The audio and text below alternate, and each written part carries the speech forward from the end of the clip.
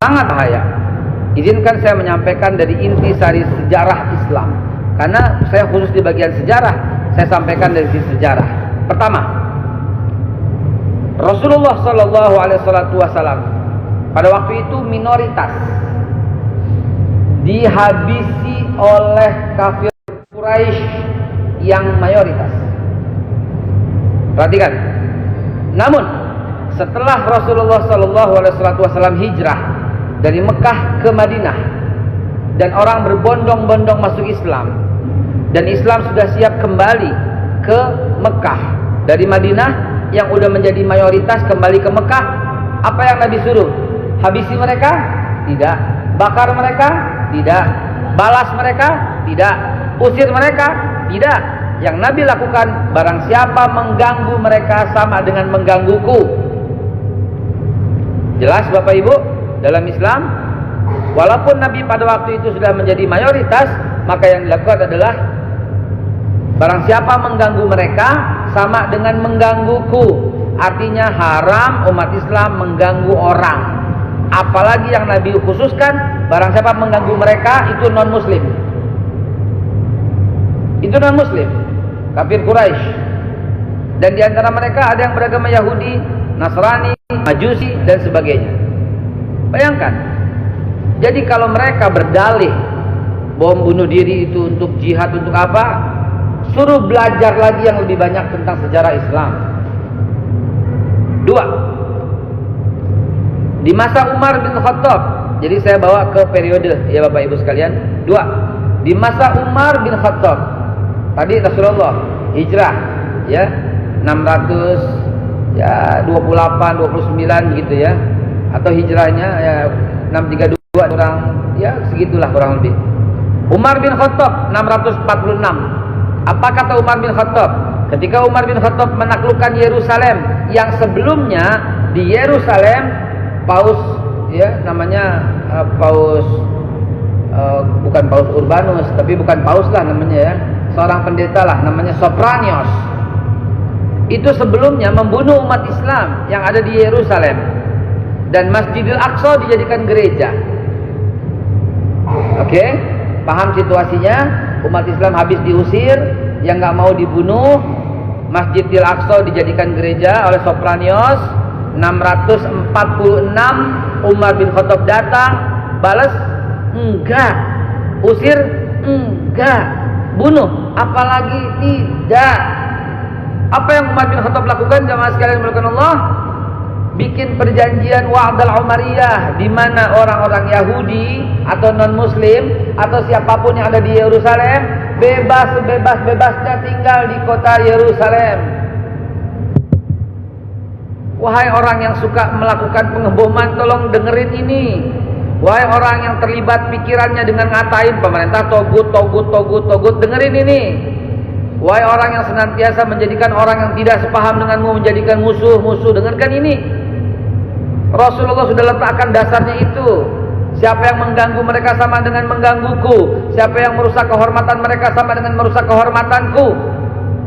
Umar bin Khattab bikin perjanjian Wa'dal Umariyah ya, di Yerusalem, yang mengharamkan mengganggu gereja, salib, sinagoga. Kalau sekarang kita bisa nisbatkan kepada wihara dan semuanya, candi dan semuanya tempat ibadah orang-orang yang bukan Islam. Haram mengganggu mereka. Wahai dengarkan ini, karena kata Nabi dikunci dengan kata-kata irhamu man fil ardi yarhamkum man fis sama. Cintai semua yang ada di bumi, niscaya kau akan dicintai oleh yang ada di langit. Di bumi ada siapa? Ada manusia, ada hewan, ada seluruh manusia. Coba, man fil ardi kata Nabi, siapa yang ada di bumi. Jadi bukan cuma umat Islam yang mesti dilindungi. Camkan ini umat Islam sejati mestinya memegang ini, kalimat ini. Rasulullah bilang begitu, Umar bin Khattab bilang begitu, dan perjanjian Umar bin Khattab itu, perjanjian itu ada dan ditulis dan sampai sekarang berlaku. Tidak ada orang satu pun berani yang membatalkan perjanjian itu, karena distempel lagi oleh Nabi. Alaikum bisunnati wa sunnatul khulafaur rasyidin al-mahdiyyin. Wajib atas kalian ikut sunnahku dan sunnahnya khulafaur rasyidin al-mahdiyyin. Ayo Mau berdebat apa lagi? Wahai orang-orang yang sering mengatakan itu Islam, itu Islam, itu Islam. Dan saya berdebat sama orang Islam karena dia mengatakan itu juga Islam. Enak aja saya bilang. Islam yang mana yang membolehkan orang mengganggu? Islam yang mana yang membolehkan membunuh? Saya nggak bawa ayat sengaja biar nggak dijadikan perdebatan. Saya nggak bawa hadis sengaja biar nggak dijadikan perdebatan. Bawa sejarah aja deh. Umar bin Khattab membalas dengan damai. Perjanjiannya ada, sampai sekarang perjanjian itu ada. Ditempel di depan Masjid Umar bin Khattab, di depan gereja Holy Sepulchre di Yerusalem. Umar bin Khattab yang tanda tangan di sebelah kiri, yang tanda tangan 4 di sebelah kanan 4 orang. Satu gubernur Syam, namanya Muawiyah bin Abi Sufyan. Yang kedua gubernur Mesir, namanya Amr bin As. Gitu. Yang ketiga gubernur atau Menko Polhukam kalau sekarang dah. Sa'ad bin Abi Waqqas, Abdurrahman bin Auf. Pada tanda tangan di situ sampai sekarang ada prasastinya. Dan itu berlaku seluruh dunia. Di mana umat Islam jadi mayoritas, wajib melindungi, itu pesan Umar bin Khattab. Jangan lagi tuduh umat Islam. Saudara sekalian, begitu juga pada zaman pemerintahan misalnya siapa? Sultan Salahuddin Al-Ayyubi 1187. Jadi saya bahas dari tahun 628 pindah ke 646, pindah ke tahun 1187, di mana pada waktu itu Paus Urbanus menyebarkan perang salib atau yang kita kenal dengan Crusaders. Crusader itu mulai tahun 1093, 95 sampai 1099, selama 7 tahun membunuh seluruh umat Islam. Darah itu sampai berbulan-bulan tidak kering di sungai-sungai yang dilakukan oleh di seluruh Palestina oleh Paus Urbanus. Habis umat Islam di sana. Sejak tahun 1099 selama 90 tahun tidak ada satupun umat Islam di sana. Kembali Masjidil Aqsa dijadikan gereja oleh Paus Urbanus II. 1187 tampil dari suku Tirkir di Irak, dari suku Irak, ya, Sultan Salahuddin Al-Ayyubi. Dia bebaskan Masjidil Aqsa. Dan apa yang terjadi dengan Paus Urbanus dan seluruh pasukannya? Dibiarkan bebas. Naskah Umar bin Khattab yang bersejarah itu dibakar oleh Paus Urbanus. Dan karena perjanjiannya sudah menyebar, Sultan Salahuddin Al-Ayyubi memperbaharui perjanjian itu dengan disebutkan perjanjian Ramallah yang ditandatangan di desa Ramallah, yang sampai sekarang desa itu masih ada di ibu bagian daripada Palestina bagian utara. Apa bunyi perjanjiannya? Sama. Pesan Sultan Salahuddin Al-Ayyubi harus merawat gereja-gereja yang ditinggalkan, merawat sinagoga-sinagoga yang ditinggalkan. Bukan dilakukan pengeboman, bukan dilakukan pengerusakan, bukan dibilang kehancuran, tapi justru merawat sinagoga, merawat pendeta, merawat salib-salib itu, merawat gereja-gereja itu.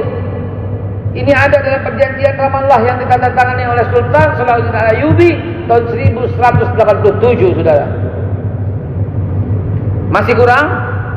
Masih kurang. Lihatlah penaklukan Konstantinopel 1453 oleh Al-Fatih.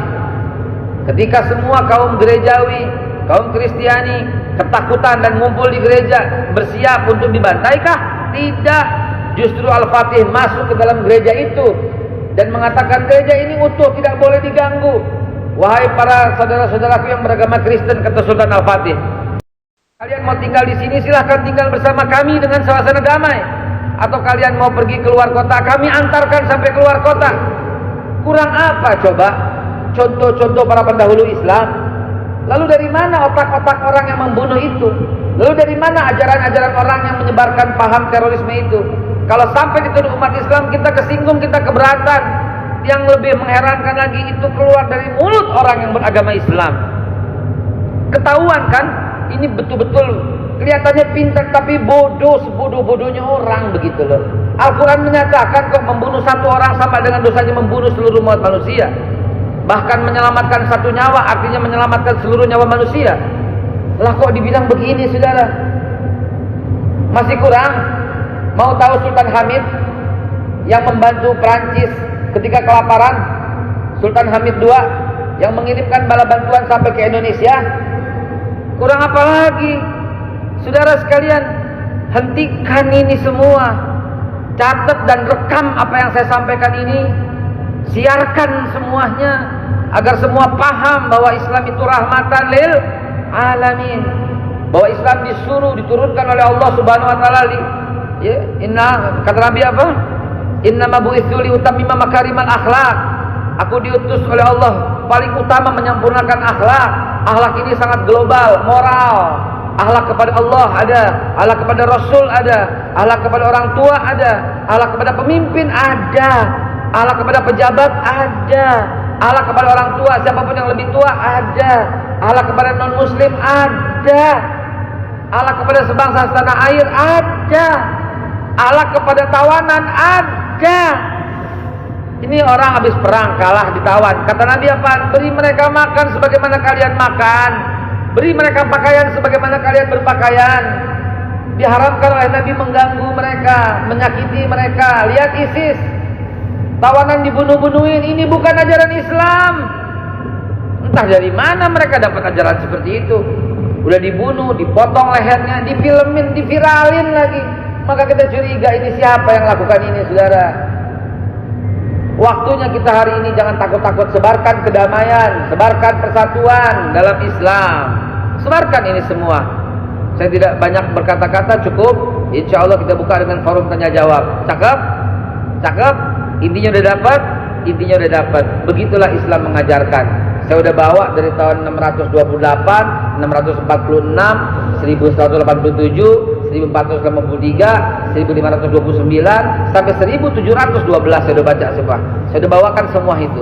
Kurang apa lagi? Yang mengkaji Islam mesti dengan Quran, dengan hadis, dengan sahabat-sahabat Nabi, dengan tabi'in, dengan tabi'at tabi'in, dengan tabi'in.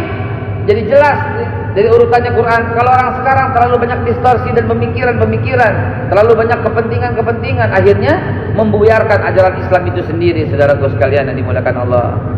Cukup, saya berjanji 15 menit, saya juga berjanji 15 menit.